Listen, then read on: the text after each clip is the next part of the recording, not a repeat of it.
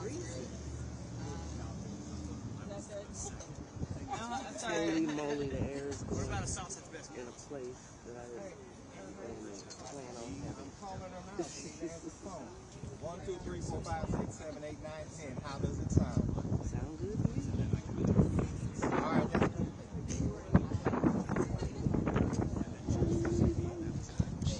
The people behind me to scoot in some. Yes. Are you still live? Are you live? Oh my God, the back of my head on CNN. I'm famous. At least the back of my head is. I've accepted I want to learn that when I start losing my hair, I want to learn by looking at a movie camera and seeing the back of it for the first time. Yeah. Damn, that was there yesterday. I've lived that nightmare. Ooh, Jesus, the air is hitting the backside. We got the best spot. I don't care what that is. Go low or go high.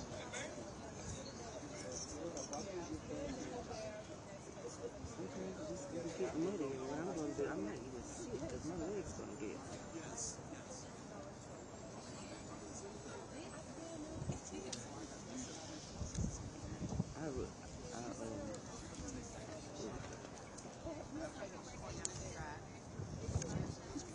I like the reporter side rather than being on the camera.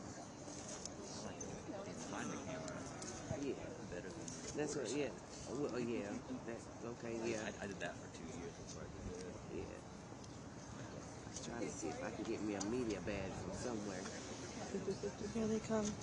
Here they come. You see them? Girl, you got a high zone camera. They better move.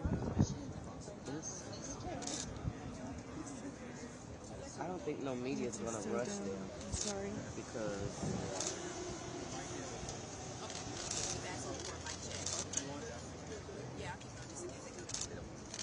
yeah, they don't want to lose their spot.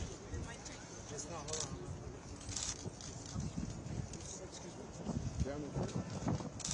Down in front.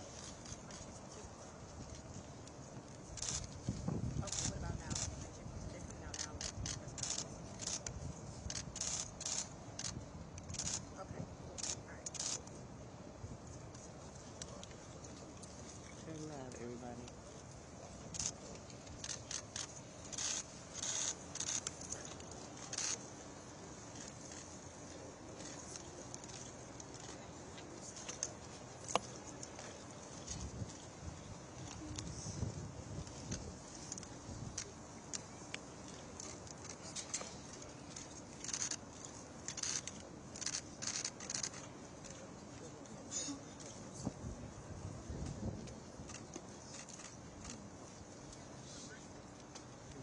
Give us just a few minutes. We're waiting for a couple of the media representatives to set up.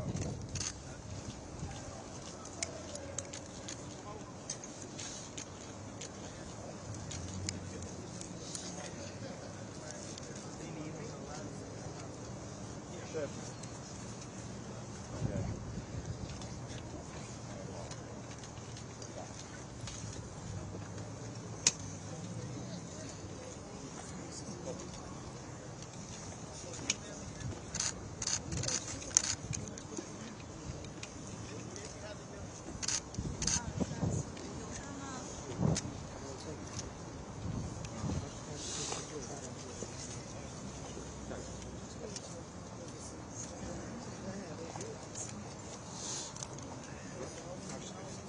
It's live or not? I'm not getting told, mate. Well, I think we've got the NBC shot. You want me to scoot over here? No, dude, you do you. Do you want to talk about it? Yeah. Oh, what? What's the Way every shot.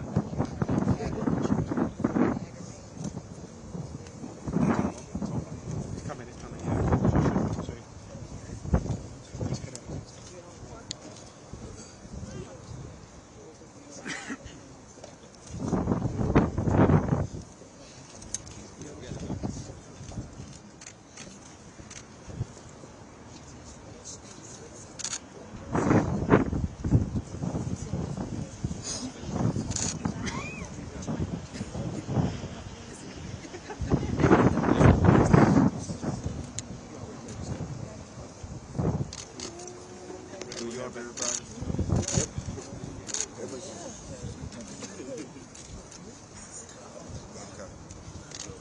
We're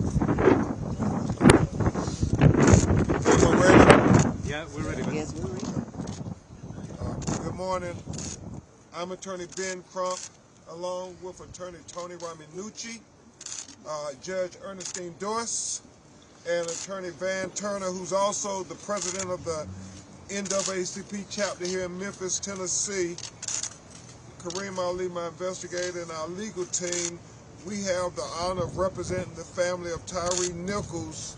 Present with us is his family members, in particularly his mother, Rovon Wells, and his father, Rodney Wells, who will give very brief statements this morning in the aftermath of the arraignment of the 5 officers that have been indicted for the murder of Tyre Nichols. Also, it's important to note that this was very emotional, and there were a lot of things that were not said in the courtroom today in the proceeding, but it was a very informative day as we move closer to justice. And our legal team and the family of Tyre Nichols wish to express gratitude to District Attorney Steve Mulroy, Paul Haverman, and the entire District Attorney's team, who is charged with prosecuting this matter on behalf of Tyre Nichols, as they do with every citizen in this jurisdiction. We are again relieved that they have given information to try to dispel some of these rumors and innuendo that we keep being bombarded about, that somehow this was something personal. No, we are aware that there were photographs that were taken and none of them were sent to all of these rumors that are out there in the social media world.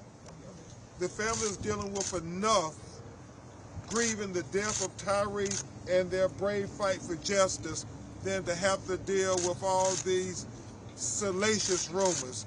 I know in George Floyd they had to deal with them talking about Chauvin knew somebody who George Floyd knew, and that was the reason he kept his knee on his neck. And then in Botham Jean's case, who was killed in the apartment by the white policewoman, they alleged that they were having some kind of affair, which all were bogus and untrue. And just like with Tyre Nichols, all these rumors that are circulating are bogus and untrue, because we have the text messages. The prosecutors have been able to verify exactly who those pictures were sent to. And so what we want to remain laser focused on is getting justice for Tyre Nichols and being able to define the legacy of Tyre Nichols. And the people who are most appropriate to do that is his mother and their family. So you're going to hear from Rodney Wells, and then we're going to introduce Miss Rovon Wells to talk about how they felt and why they had to be here today for this arraignment of the former Memphis police officers who are charged with murdering Tyre Nichols. And I think it's important to note that even though we want everybody to get due process, we are champions for equal justice and due process. But as Police Chief Davis said, Judge Doyce, it's important that we take swift action. It's important that we move swiftly towards justice. So we don't want there to be any unnecessary delays in prosecuting this case with respect to everybody having their day in court. Those officers get to have their day in court, but my God, Ravon Wells and Rodney Wells get to have their day in court, and we don't want this to be forever. We got video. When people in our community do something on video, it don't take a long time to prosecute them, right, Attorney General? That's right. It don't take a long time. And so, first you will hear from Mr. Rodney Wells, the father of Tyre Nichols. Hi everybody, my name is Rodney Wells. I had to be here today to make sure that justice gets done for our son. This is a glorious day. This is the beginning of the process. So, the statement's going to be very short, and I'm just glad to be here. Our family's glad to be here, and I appreciate everybody coming out. Thank you, Mr. Wells. And now you will hear from Tyre's mother, Ms. Ravon Wells. Good afternoon, everyone.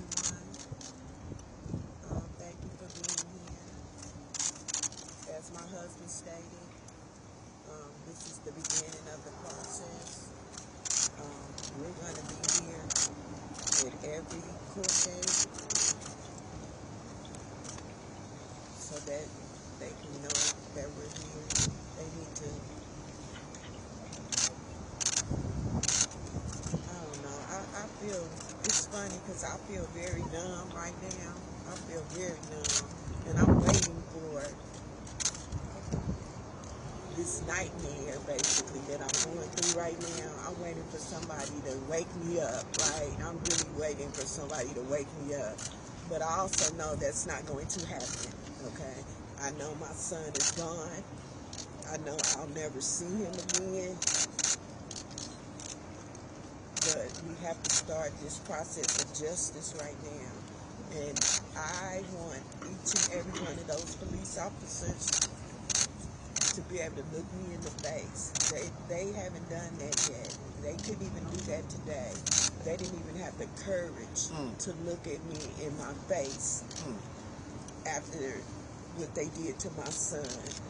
So they're going to see me at every court date, everyone, and until we get justice for my son. Ravon, what did you think? And so, yes. And note the choice of words that Ravon used as she told Judge Dorsey and us, they didn't have the courage to look me in my face. Not dignity to look me in my face, because when you look at the video, there was no dignity there. But they didn't even have the courage to look at her in her face, and that's what she came to the courtroom to see today. Them look her in her face, eye to eye. How could you do this to my son? Ravon, what did you think? All right, we'll take a few questions. Ravon, what did you think when you heard the words, not guilty? Well, sir, they're going to say that. You know, that's a procedure that everyone's going to say and do. I'm going to leave it up to the district attorney's office and to get them prosecuted and everything, and then they'll find them not guilty. They'll find them guilty, I should say. So them saying they're not guilty, that's a preliminary thing. Everybody's going to say that. And I was expecting it, so it wasn't nothing new. Judge Ernestine Dorsey is going to make some remarks before we continue the questions. Judge Dorsey says, retired Judge Ernestine Hunt Dorsey, and that's not get me out of place, because I want you to know that the process is the process, and I'm about transparency, so that's the first thing I have to tell you. I was retired, but it's good to see the country and the state still interested in what's happening in our community, and especially in the prosecution of this case, because this case is a case that's pretty much going to be a cornerstone. You know, when the builders start rejecting stones, but this is going to be a cornerstone that the builders will not be able to reject. So that is what I see, and process. The process is. Yeah. Can you lay out what you think the next year will be in terms of this case? So the next hearing is in May, and then what is the next? I can only do it. I mean, I've been a trial lawyer, and I can tell you the process. It's not as swift. It's not as swift as the indictment, but the indictment was the most important thing to get the wheels of justice to truly roll. And so this is going to be processed, and it's not necessarily going to be held up by trying to slow the process. It's just how time is. And so most criminal cases don't come to trial, and I'm assuming this is going to go to trial. That can't tell you how long, but it's not going to be at the end of this year. Steve, we know, like in George Floyd's case and Ahmaud Arbery's case, that there may be federal charges brought here. And so we want there to be full justice. And so as we look at the process on the state, we understand, just like in George Floyd, there may be federal charges contemplated that may be announced, and then they will take a parallel course. But we know in George Floyd's tragic killing that those officers were prosecuted within the year. Yeah. So the hope is that we have a blueprint going forward on all these tragedies. Before we take any other questions, Attorney Van Turner, would you like to give her a remark? Yeah. We again want to thank Ms. Wells for her courage, Mr. Rodney Wells for his courage. It takes a lot to sit there in the courtroom and to face individuals who took actions that they did not have to take. Nothing that evening that we saw and that you saw provoked them to do what they did to Tyre Nichols. And here we have a family, we have a son that's lost a father, and we just we feel their pain, and we're going to be here with them throughout the way. But let's also understand that this case is going to be a landmark decision, but it also needs to lead to policy. How do we stop this from happening again? The state needs to pass the Tyre Nichols Police Reform Act. Yes. We need the governor to sign the bill. The governor bill, he needs to stand up for this family. We want the thoughts, we want the prayers, but we want action. Yes. We want this bill passed right now. The Tyre Nichols Police Reform Act. We want them to withdraw the bill to get rid of clerk. The Citizen Law Enforcement Review Board is what we have. That's the citizens' eyes over law enforcement. Right. The police can't continue to police themselves. Yes. So if we are really serious about justice for Tyre, we want to make sure that there's a swift prosecution and that these guys serve the time for what they did, and we want to make sure that there's swift action at the Tennessee legislature. We're passing this bill, and we want them to immediately withdraw the bill that would undo clerk right now, today. We want them to withdraw that bill because that's the citizens' eyes over law enforcement. We're going to continue to pray for this family, and we're going to continue to say justice for Tyre. Justice for Tyre. Thank you so much, President Turner, for your leadership. You good? Okay. Ms. Ravon, since January 7th, your life has been completely upended. Your family's been scrutinized. The whole world has been watching your family. But you've responded with grace and compassion that you owe no one.